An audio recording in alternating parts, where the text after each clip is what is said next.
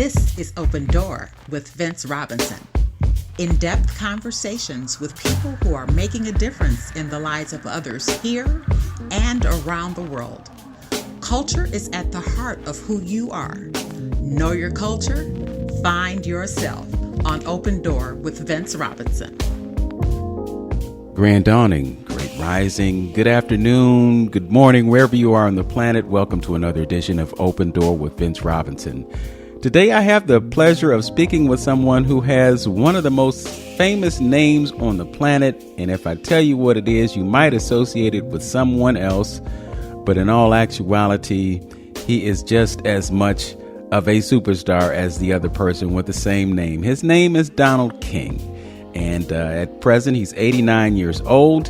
He has a history of being not only an exterminator, but he is also a poet. I had the pleasure of meeting Mr. King at a gathering at Karamu recently, which was an open mic for the Incubator Conference. The Incubator Conference is the largest free writing conference in the country. And he showed up to participate in that. As a matter of fact, he was the first person that I met. And it gave me great pleasure to make his acquaintance, and I decided that I would like to bring his story to you. So with all that said, Mr. Donald King, how are you today? I'm just fine. I'm just relaxing, and that's all I'm doing is just relaxing. I've been writing a couple of poems, and I've got some cooking to do, but other than that, today is just a relaxation day for me, Mr. Robinson. Okay. Well, you know, you're someone who's up there, but you are still working, are you not? I'm still exterminating, yes. Okay. I've been doing a little work for Warrenville Heights and my other customers. I just don't stop. I don't know why. Yes. Well, you know, when we stop doing things, that's sometimes when we stop doing everything. So kudos to you for extending things by continuing to do things. You definitely have a Cleveland story. As I understand it, you grew up in a foster home and you met a man who said he was your father when you were at the age of 4. Could you go ahead and give us your Cleveland story? Well, I was in a home on Central Avenue with my father and my mother, but my father left, and my mother didn't know what to do. She was poor. She put us all on a bus, took us to a detention home on 22nd and Central, and we were placed in foster homes. So, we were placed in foster homes, and it was very devastating. I wrote about that. I wrote a very short poem about that. Mm-hmm. Could I recite it? Absolutely. And also tell us about the book that you've written. But yes, go ahead and give us the poem. Where I was born, the sheets were dirty. When I was born, the cupboards were bare. Mom called for Dad. She couldn't find him. She couldn't find him anywhere. The rent was due, but she had no money. Mouths to feed, more than a few. Our dad was gone from our lives forever. Mom prayed to God for what to do. We didn't know. My mom had no money, but she had there enough for her, enough for us. We didn't know our destination when she put us on the bus. She rode with us, and then she left us. She left all of us in tears. We were placed in foster homes where we languished for years and years. Our dad was gone to a graveyard. We thought it's all just for well. If he were alive, we'd take a stick and beat him to a fare thee well. That's the poem I wrote because of how he left when I was 4. The book I wrote, I titled, I Never Rhymed for My Father, and that's the reason. But I wrote a book up about just certain things that I love, certain things that I hate, and it's been well received. I wrote it about 5 years ago, and it's still in existence, and it can be ordered through Amazon. Okay. So that's it with my book, and I talk about my father, my mother, and about just all the things I aspire to. at my old age now, I'm still working, still doing the cooking in my house, and I'm just satisfied with my life. My wife says I am blessed, and I guess I am blessed, Mr. Robinson. Mm-hmm. You please call me Vince. You can call me Vince. Okay, I will. Thank okay. you, Mr. All right. Vince. I'm so used to, as I work, I don't get that familiar with people that I call them by their first name. Yes. Well, but I'll call you Vince. Okay. Thank you. Well, I feel like even though I haven't known you, I do know you because I know your spirit. And, I'm old school like most. It's difficult for me to call an elder such as yourself by your first name, and I would only do that with permission. I want to get back to what happened with you and your mother and ask if you were able to reconcile with her based on what she did way back when. Well, after a while, I found where my mother lived. We went to see our mother, and we talked, and everything was just fine. We didn't throw up anything to her because we knew what her condition was. She was poor, and she had no resources to do anything, and so that's why she took us to the detention home. I have never ever even thought about it as far as thinking bad about my mom. No, we loved our mom. My mom died quite a few years ago. I think about her now. I have a picture on my wall in the bedroom, a big picture of my mother, and I look at it all the time. Okay, Vince? Yes. Well, it's great that you didn't hold it against her because from her perspective, she was probably doing what was in the best interest of her children, and it probably pained her to have to do that, but she did what she had to do. What was your experience like growing up in a foster home? Well, my gosh, it wasn't good. I was on 105, and I would say in the Glenville area, and I just didn't fit with anything. I had a foster father who, he called me a bad boy. When he called me a bad boy, he took it out on me. He would put my head between his knees and beat me with an ironing cord. He would beat me with an ironing cord. And when he got through, I had to run past him as he stood at the bottom of the stairs. I called it a one-man gauntlet, and I ran up the stairs, and I collapsed in a corner, and I fingered the webs. They were, red webs that I could just finger, and that's what I did. I would cry, and it was a terrible experience. So in a foster home, it just wasn't good, There was no love. There was just, we were income supplements, Mm-hmm. They didn't treat us horribly, but we were income supplements, so there was no love. And when they were gone, when they died, there was no love lost. But now I'm married. I've been married for 67 years to a wonderful lady. And when she got sick, I started doing the cooking.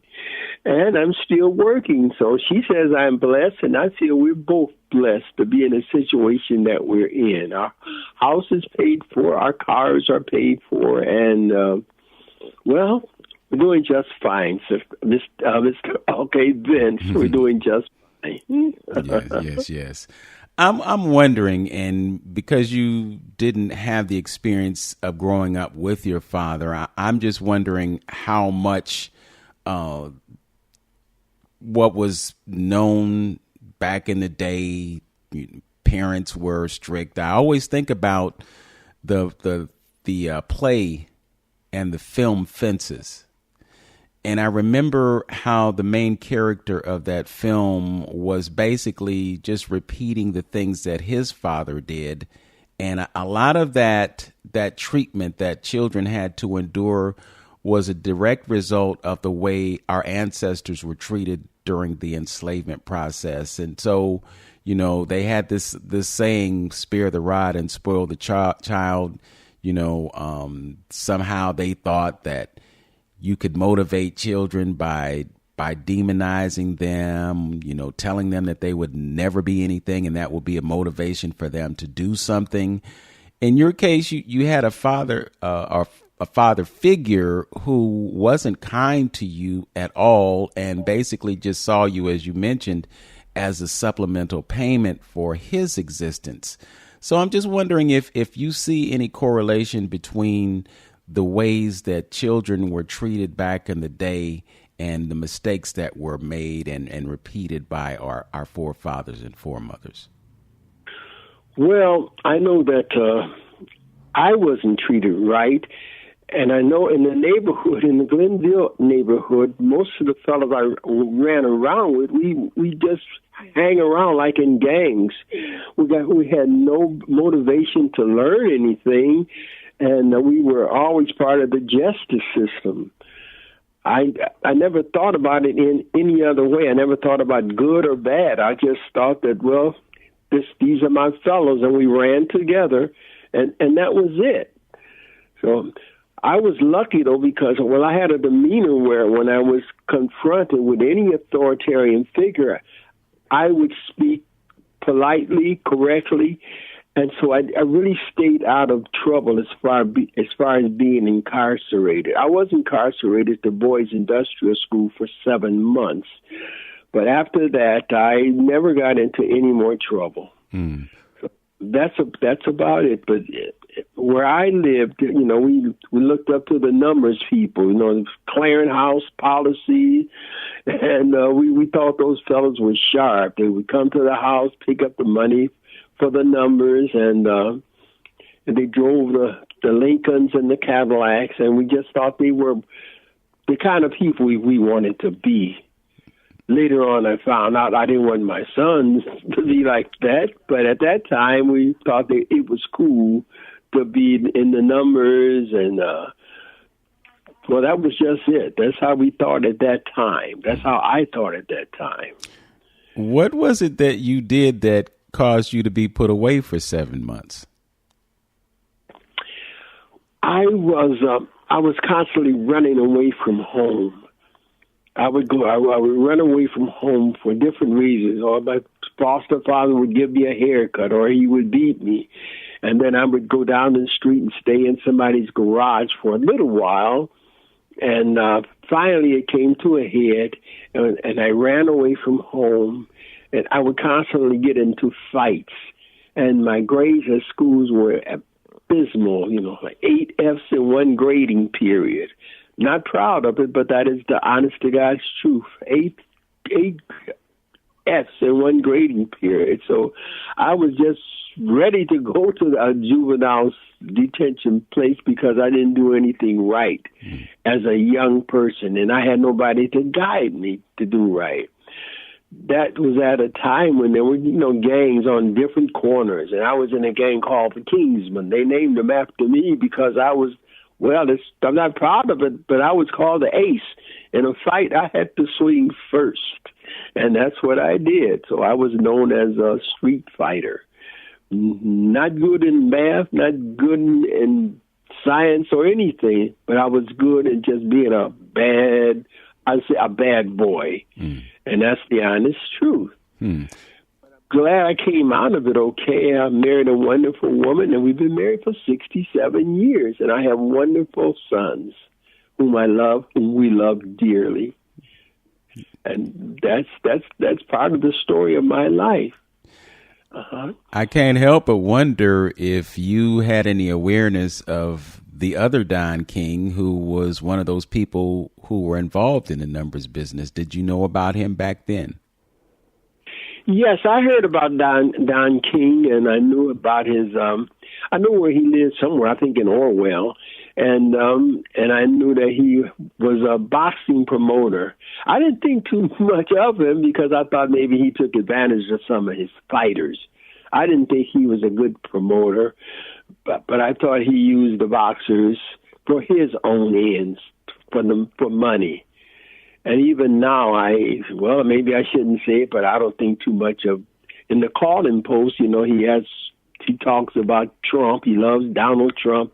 But then you have the other folks in there like Chantel Brown and Dr. Cavanis who talk against Trump. So I don't know why they would be in that paper in the first place.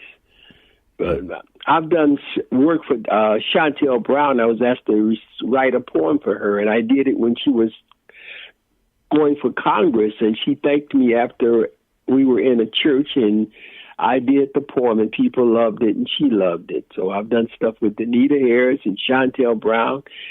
And Dr. Oh my gosh, he was the president of Tri-C. He read a poem for a graduating class that I wrote. That was Alex Johnson. That's right, when he was the president of Tri-C. They loved my poetry, and he read a poem that I wrote to a graduating class. Mm. That's amazing. So I'm really curious about your trajectory in Cleveland, and I'm just wondering, at one point did you become aware of your ability to write? I certainly did. I was attending Adult Education Center on Stearns Road. That's near Euclid Avenue, in that area there. And I wrote a poem when a teacher was out of the room, out of the classroom. And I wrote a poem, and I read the poem, and she loved the poem. And she said, Don, if you would just give us some of your poems, give me some of your poems, I would try to get them published. Well, I never thought anything after that. I just kept going to class, and that was it. But then she recognized that I had a talent for writing and remembering what I wrote, because even now I can recite about 20 poems without even looking at a paper. And then when I recite these poems, I have feelings for them. So for the most part, I don't have to look at a paper. Some of the poems that I wrote make me laugh. Some of the poems even make me cry. So, especially about, my wife, and I'm trying to figure who's going to go first. I want to go before she goes, because I tell her that she can do without me, but I can't do without her, and I really mean that from the bottom of my heart. So that's about it. So I wrote a poem about that even. I don't know if you have time to listen to that one or not. Oh, we definitely have time. Well, it goes like this. Long life with love along for the ride is life lived at its best. But life is not forever. Only God knows what comes next.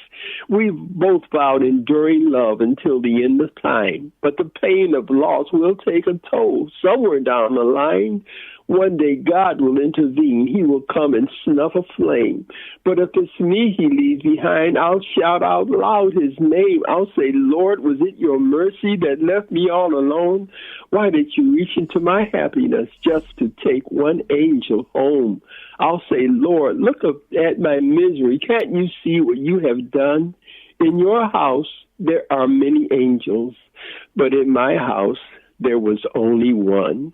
And that's because I want to go before my wife goes, because I know she'll be okay without me, but I certainly wouldn't be okay without her, Vince. Okay. So tell us how you met your wife. Well, my brother, Huey King, he had a girlfriend, and she had a very good friend. And one day my brother came, well, I was staying with my brother, and he brought his girlfriend to the house, and she's pretty. Oh, she's so pretty. And my gosh, I couldn't believe it. She was, I call her yellow. She was very light skinned, pretty hair. And I was kind of plain, and I couldn't even dress right. I wore an old Russian looking coat, a big Merrimack hat. But she took to me, and after she left, I kept trying to get in touch with her, but she didn't want to be bothered. Finally, she got tired of me trying to bother her, trying to call her, that she finally talked to me, and we got together, went out on a date, and we've been together ever since then. Mm. And so, yes, I am truly blessed, because I have the love of my life still in my life. You wore her down. You just wore her down. I wore her down, yes. Yeah, she was a pretty young lady. She was going to John Hay, and I was attending. I At one time, I was attending Empire Junior High on Parmalee, and she was attending John Hay. But I never went to the higher education. I never even went to a high school. I just went to the Empire Junior High School. But we got together anyway because of that introduction, and we're still together. And yes, I have 3 sons of whom we're just so close, very, very close. We're extremely close. Like that's why I gave my son power of attorney, and we're not to be kept on life supports. I don't want anybody taking the house because we're just hanging on. I just want everything that we have when we're gone to go to our sons, and then they can distribute what they want to who they want. That's the way I feel about it, and that's the way I'll feel while I'm still here. In light of the experience that you had with not knowing your father, I can't help but to imagine that it was a motivation for you to be a great father. Can you talk about being a father, becoming a father, and whether or not that was something that was fulfilling to you? I don't know. I believe that the reason I have wonderful sons because we were a big part of their lives. They didn't go their way and we went our way. No. And because I just loved them before they were born. I would press my hand to my wife's stomach and just be so glad that she was carrying, our children, a child. That was our child, and we just that was it. I just loved my babies before they were born. And when they were born, I pampered them. I loved them. They know how much. Well, before we go out anywhere together, they live very close. We always say, I say, love you, Mom. They say, love you, Mom. Love you, Dad. And we say, love you too, son. Bye. So that was it. We just love our family. We love our close family members. We love our grands, our great grands, and they know, and we tell them all the time, and we hug each other. I wish things were like that in, the rest of the communities, but I don't think there are. I'm an exterminator, and I've heard people cuss out their children, even at school. And I think nowadays there's a lot of depression and a lot of anger, and, because I don't know why, maybe because who's in office, because of what they confront every day. But no matter what I confront every day, I keep up. My spirit is up and happy because of the people in my lives, the people in the poetry, the people that I meet when I go for poetry. Well, we have one thing in common: love of the spoken word. So and they're not just black people; they're black people, white people, Asian people. And we're together because we have that in common, the love of the spoken word. And that just keeps me going, and I'm very happy for it. I've been asked to do poetry for different occasions, funerals, graduations, and with some very prominent people have heard of me and have asked me to do things. So I'm just glad I'm able to remember so much in this old head of mine that comes out, with feeling, because I don't do anything by just saying it. And I advise people, too, if you want to do a poem, put your feelings into the poem. Don't just read it, because then it turns out to be nothing. But when I do something, I put my feelings in it, and people appreciate that. I'll testify to that because I witnessed you do a poem at the open mic at Karamu, and I was really amazed and grateful that I had the opportunity to hear your work. I want to rewind a little bit because I was intentional about asking you about your experience as a father. Did you, or maybe let me ask it this way, how did your approach to discipline change in light of the way that you were disciplined when you were coming up? Well, I was disciplined with beatings. My foster father called them whippings. But when my children did something wrong, what I thought was wrong, I would just talk to them. I hardly ever put my hands on my sons. I think I hit one of my sons, the oldest son. I hit him once, and I regretted that. But other than that, I didn't, give my sons whippings or have an ironing cord or a belt that I hit them with. No, I just tried to teach them the right way to go. Stay out of the justice system. Just be kind to even now I tell them, be kind to each other. And when we're gone, just be close to each other, because this world can be kind of rough. So be close and stay close to each other, because if you are close to each other, you're probably closer than anybody else is going to be to them. So that's just it. It had nothing to do with the way I was disciplined. The way we just loved our children. That's all. Mm-hmm. So it never really became a situation where you had to exert some type of violence to enforce your perspective of what was right or wrong. You could have conversations with your children, and they came out of it okay. Oh yes. Yes. Violence toward my children? No. Yes. So talk to me about your three sons. Tell me who they are and what they do. Well, I have a son, Gary King. He works at the Cleveland Clinic. He's an electrician at the clinic, and he's married to a wonderful girl. I say lady, Myra. She's a nurse practitioner at the Cleveland Clinic. I have another son. He doesn't work for the clinic. He works at the clinic. So he works at the different clinics. He goes all over, taking care of their copiers, their computers. I have another son who he has a slight case of dementia. We're very close to him. We're going to the library today to have games and to do puzzles, and just to help him.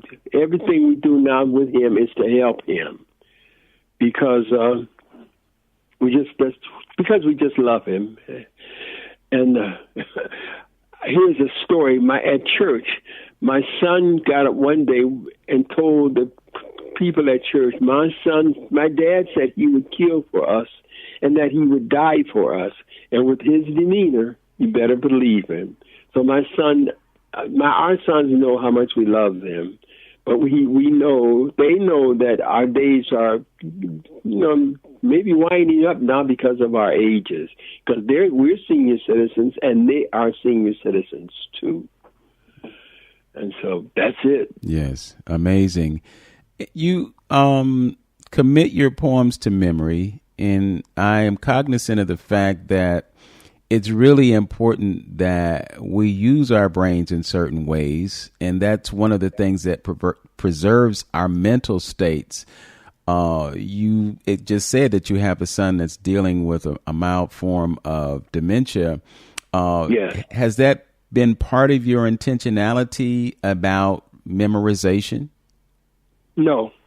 This is something I've been doing poetry for quite a few years.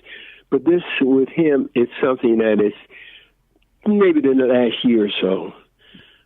That's it. And so we're trying to do everything we can to help our son. Yeah. My wife and I, and his wife, So we get together and we go to the library. We do games, and I bring food. I'm getting ready to cook a fettuccine now to take to the library today.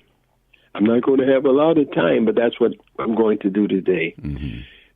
We're going to be with our sons, and one of my other sons is going to be there too. Right. And tomorrow they're going to the park to play with the boomerang. So we are just staying as close to Anthony as we can. Mm-hmm. Well, when I asked the question, I wasn't referring so much to him as I was referring to you. You said that you memorize poems, and it's basically what I took from it was it's one of the ways that you can best present that poem and perform it with feeling and so forth and so on. But I'm just mindful of the fact that as we age, and I'm not quite down the road as you are, but I realize that at some point, you have to do things to keep your mind active and engaged so that doesn't set in. So that was the reason for that. But I want to switch gears and talk to you about cooking. When did your love for cooking emerge? Well, I've been cooking quite a while, but my wife got sick my wife got very sick, and she was in the hospital. And well, actually, she might have been close to death. So, and that was a terrible time for me. But when she came home, I started. I've been cooking for a couple of years now. When she came home, I started cooking, and I don't want her on her feet. She can't stay on her feet too long, so she takes care of the books for my exterminating. I do all the cooking and I do all the working, and so that's the way it is. My cooking is because it's just to keep her from having to be in a hot kitchen cooking. Me, it doesn't bother me. I could be in there sweating and cooking. But like I tell people when I give them my food, I say, clean hands, clean pans, paper towels, no cloth towels, and everything I do is done in cleanliness. And so, because I take cookies to people, and me, I don't like to eat behind everybody, but I make sure when I cook, things are almost spotless.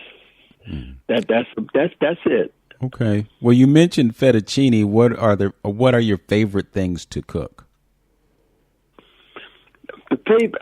Well, people love my cookies. I send my cookies out of town. I send my cookies to Texas, to Chicago, everywhere. So I cook, melt in your mouth cookies, chocolate chip cookies, and that's what people love. I take them to the poetry readings. I took them to Tri-C once for the officers there, the police officers at Tri-C. That's when I was working at doing exterminating at Tri-C, and so everywhere I was going to take some to today to my at the library. But I'm not going to have time now. Okay. I'll blame that on you. Okay, I'll accept the blame. I'm not going to make any, but I've got the cookie dough. I'll use it another day. And people just love my cookies, but I make sure that everything is done in cleanliness. Because, like I said, I don't like to eat behind everybody. I tell people I like my own cooking. Right. So how did you learn? Was it, what you learned as you were growing up, or did you take classes? How did you learn how to cook? Oh, from my wife. Okay. Because she was cooking, and I would see, I knew exactly what she was doing, when she's making pies and cakes. And so I learned from her. And sometimes I would just get in. I would do cooking, and when I was in the foster home, sometimes I would see things, and I would know, I wasn't knowing hardly any cooking, but I took an interest in it. And then when I started cooking, like I'll tell my wife now, I don't even want her in the kitchen when I'm cooking, because it's not a terribly small kitchen, but it's a kitchen that I don't want to be bothered with anybody in there while I'm cooking. At one time I cooked for the people at the East Cleveland, the cast at the East Cleveland Theater. Of course, East Cleveland Theater is not really too much in operation now, but I cooked at one time a dinner at the East Cleveland Theater, and I've taken cookies to Tri-C, and I do the cooking now. And just about every time I go to poetry readings on the Northfield, Cuyahoga County Library, when I get a chance, I take cookies there, and everybody brings something there. It's a wonderful thing to do the poetry at the library, because we get to meet people, black people, white people, Asian people, and so we're together there for the love of the spoken word. And so I like that a lot, because we never had a bone in our body that worried about what color a person was. Mm-hmm. What's it like for you to be the elder in most cases when you're out? What did you say? What's it like for you to be the elder? Oh, when we go places, sometimes I say people treat senior citizens like the children, like, they're in their second childhood. I don't take that. I don't let people, older people are sitting down at the table, and the younger people to come patting them on the back and treating them like children, but they don't do me like that. I wouldn't even let them do me like that. No, I'm too assertive. I'm just too much my own person.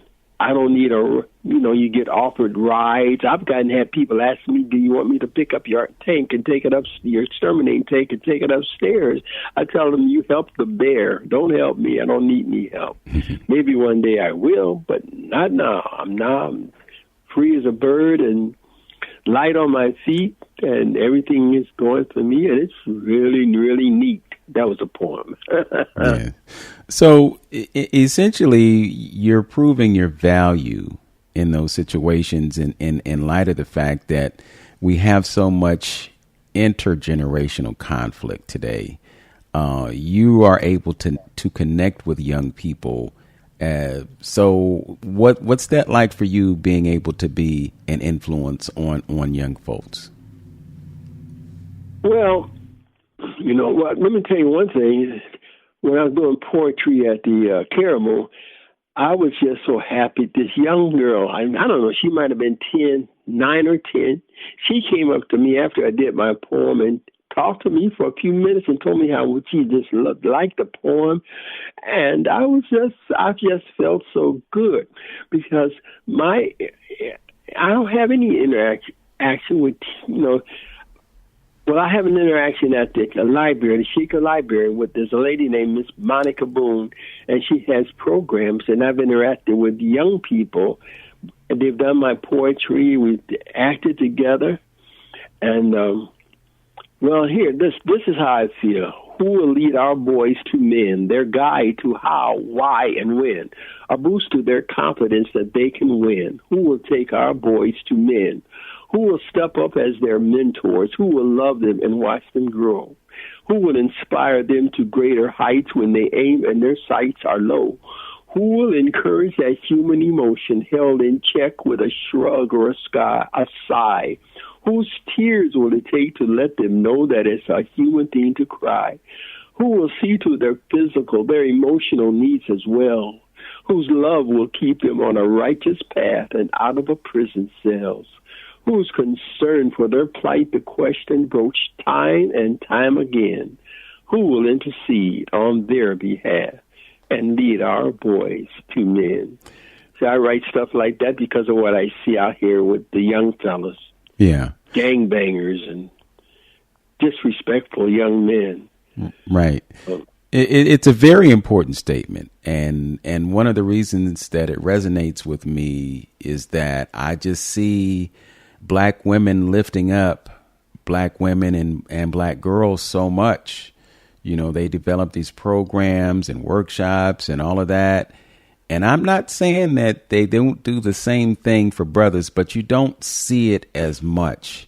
So I applaud you for writing that poem. And I certainly hope that more people will take that whole idea to heart. And one of the things that I've noticed just in society in general is that when it comes to relationships between women and men, a lot of women, generally speaking, I'm not saying all, but many women look at men as being the provider, and they have great expectations for how this man can monetarily support them.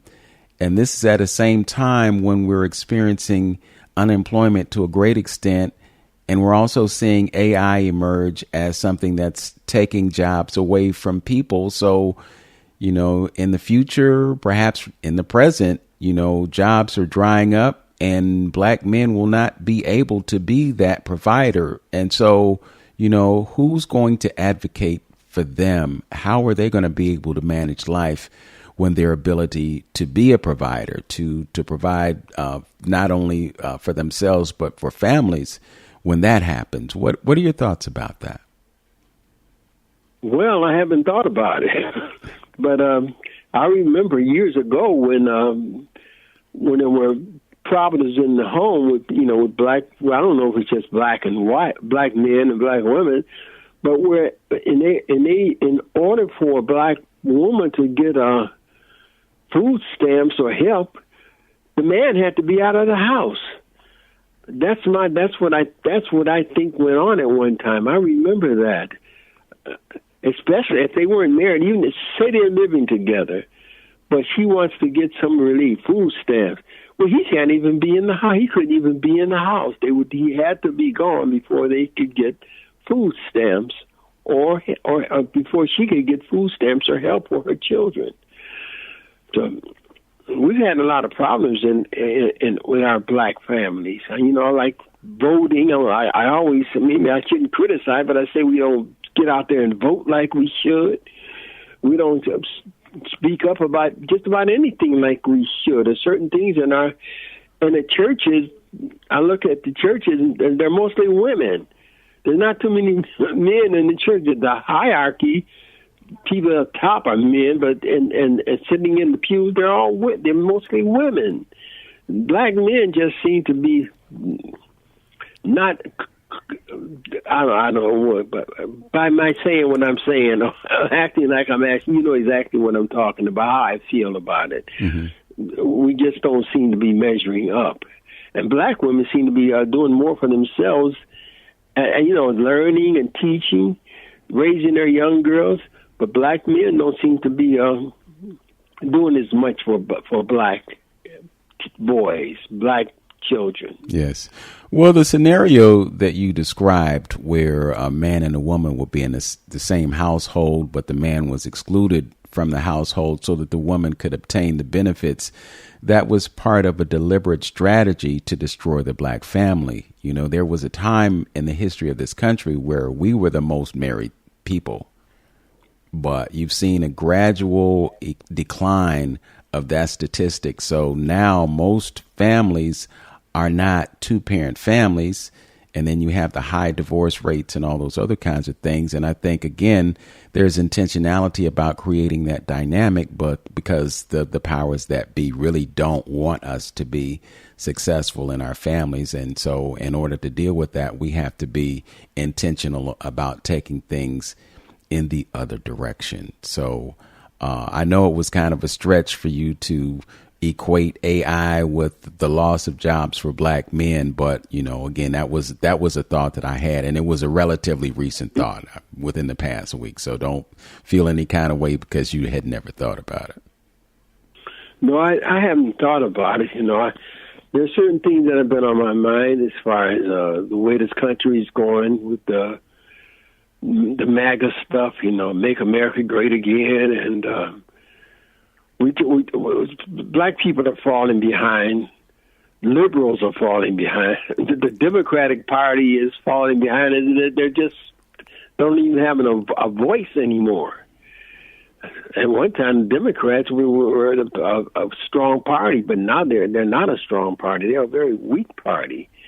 And everything everything Donald Trump wants, of course, the courts now are getting rid of some of his stuff, but for the most part, he's just dominating everything, sending troops to Chicago. He's going to send troops to Chicago, and just the things that he's getting away with, I can't understand it in a democracy. It seems like in a democracy, you got to go by the Constitution, but he's got some of these judges, he appointed some of these judges, and they seem to be doing his bidding. But I can't go too much into that because, I'm not knowledgeable about politics and who should be doing this or who should be doing that. But the only thing I know is that we should be doing more for our people, for our young people coming up. That's what hurts me, to see that our children not being educated, low on the totem pole, and we can't keep. I don't ask for handouts. I want to just say my sons don't have handouts. That they're educated, they're getting educated, and they do things for themselves. At one time, to tell the truth, at one time, I was glad to be on relief, getting a check. When I was very young, and I had no other intention but to wait for my welfare check. I'm glad I got out of that. Yes. Yeah, I'm very much glad I got out. And then my sons never got into that kind of position where they even thought about anything like that. Mm-hmm.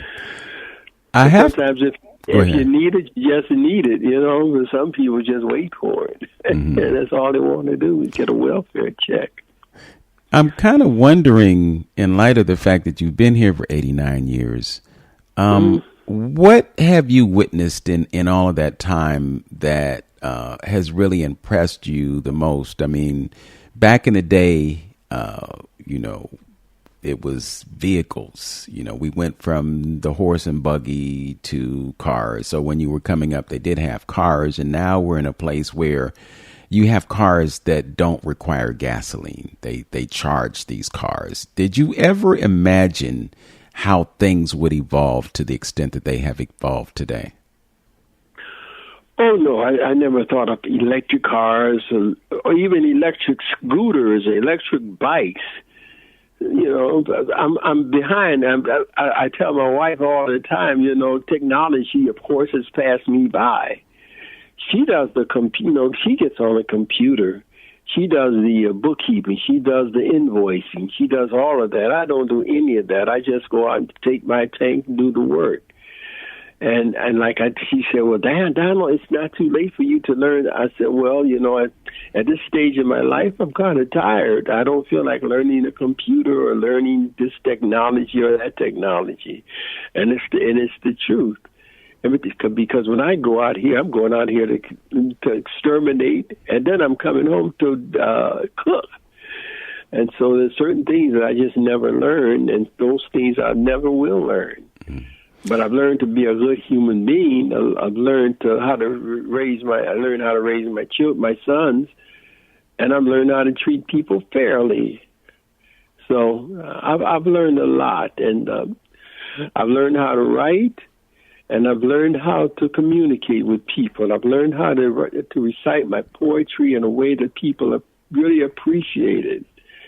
And that's one thing I'm proud about. I tell people even now when we're doing poetry, I say, wait a minute, you've got to talk louder.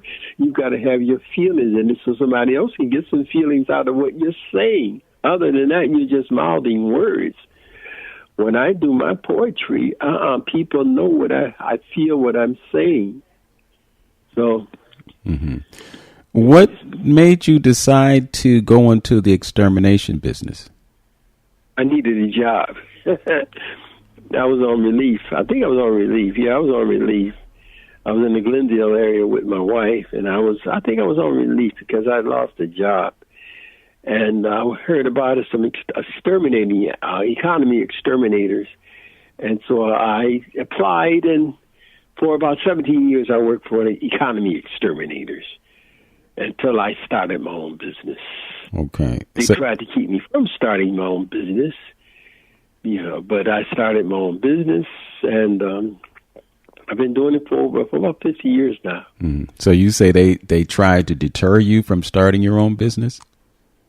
Yes, because I knew the customers, and so now when I started my business, I started with the customers I was servicing anyway.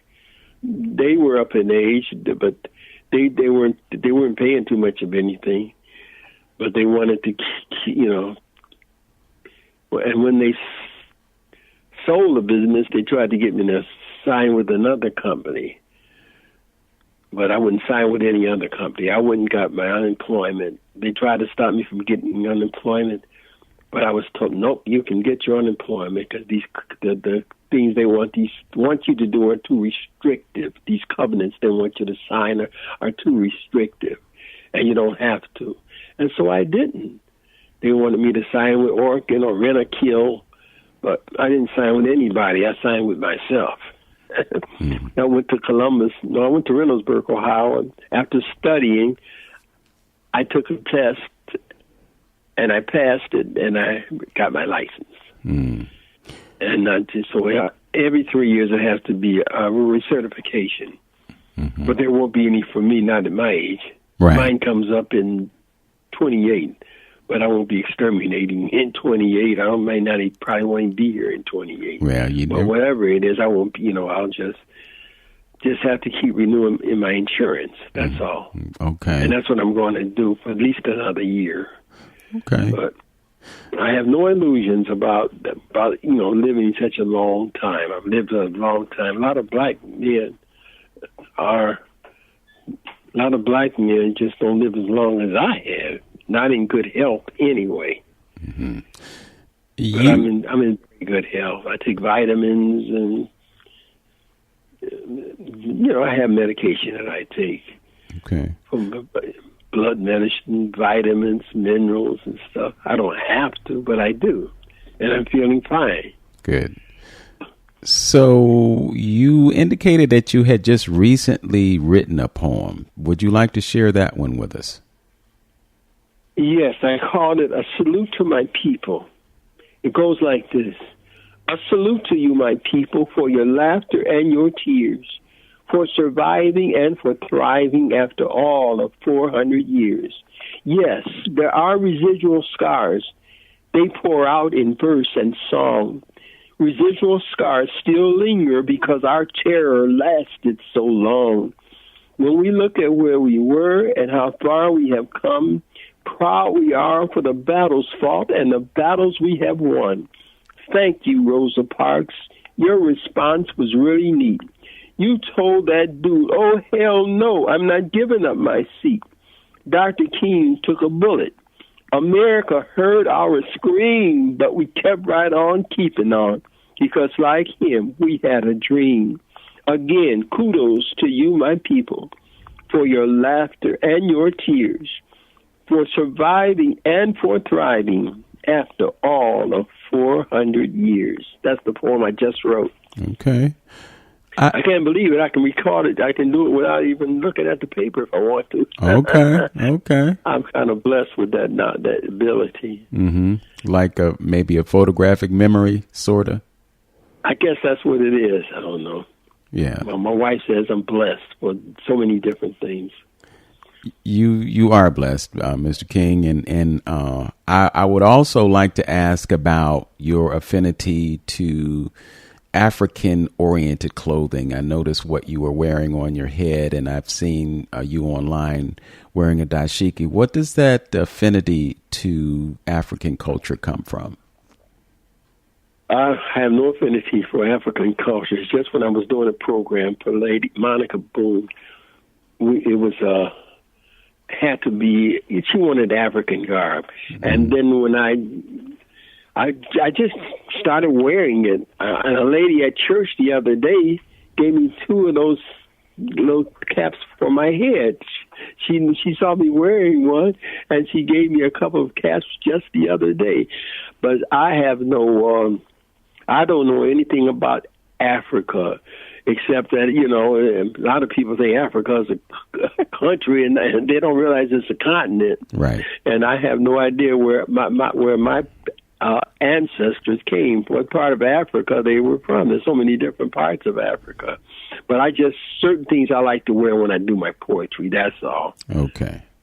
Well, yeah, it's kind of reminiscent of the last poets, some of whom are still with us today, but the difference is that they do it with, I guess, maybe a greater affinity to African culture and traditions. But, to your point, the reason that many of us don't have that affinity is because we were never taught. And the sad thing is that Africans in Africa weren't taught either. On both sides of the globe, you've had colonialism, segregation, Jim Crow, all these things that we have been affected by that disconnect us, divide us, and not encourage us to be family, which we are. So I appreciate your answer and your candor with respect to that, and just know that you don't have to be born or live in Africa for Africa to live in you. And I think Africa. Oh boy! I think Africa. Yeah, I appreciate that. Yes, wow. Indeed. Yes, indeed. And I speak as someone who has been to Africa more than once and has been able to enjoy the people and the spirit and the camaraderie, because, a lot of people think that Africans don't want to have anything to do with African Americans. There's all kind of discourse on YouTube and stuff, people talking about those things. But, many times what they are repeating is ignorance, and it is falling into the strategy that the colonial powers have always exercised, and that is to divide and conquer. Mr. King, it has been a great pleasure and honor to have you on Open Door with Vince Robinson today, and I certainly hope that you will have and enjoy more success in the spoken word. Thanks for joining me. Thank you for having me. All right. Bye-bye. Right. All right. And to those of you who are listening, as always, know yourself, love yourself, be yourself, make today your absolute best day. Peace.